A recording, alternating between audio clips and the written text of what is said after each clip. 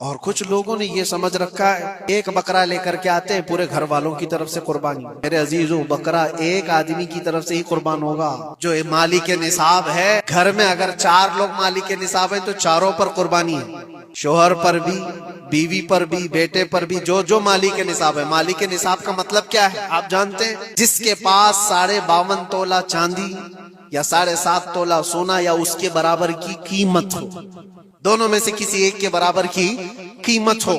اور قربانی واجب ہونے کے لیے سال بھر پیسے ہونا ضروری نہیں، قربانی کے دنوں میں اگر وہ مالک نصاب ہوا تب بھی اس پر واجب. زکوٰۃ کا حکم الگ ہے، قربانی کا حکم الگ ہے.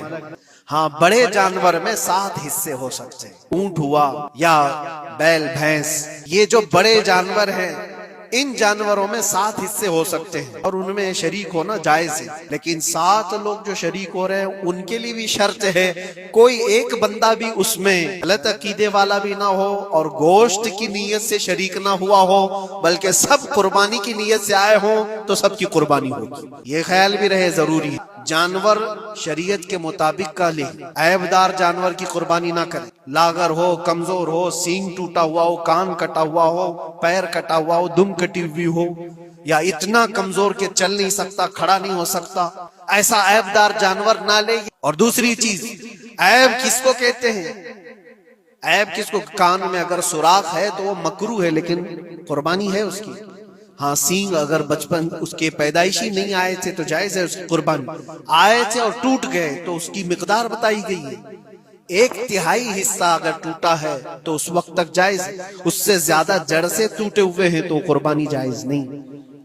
کوئی پیر پورا کٹا ہوا ہے، دم پوری کٹی ہوئی، یہ عیب میں آتا ہے. عیب دار جانور کی قربانی جائز نہیں کرے گا تو وہ گنہگار ہے. افضل کیا ہے؟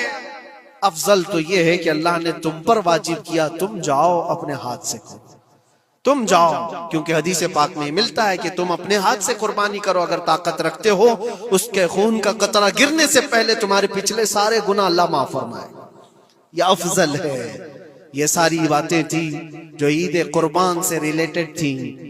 اللہ کریم ہم سب کو اس کی رضا کے لیے قربانی کرنے کی توفیق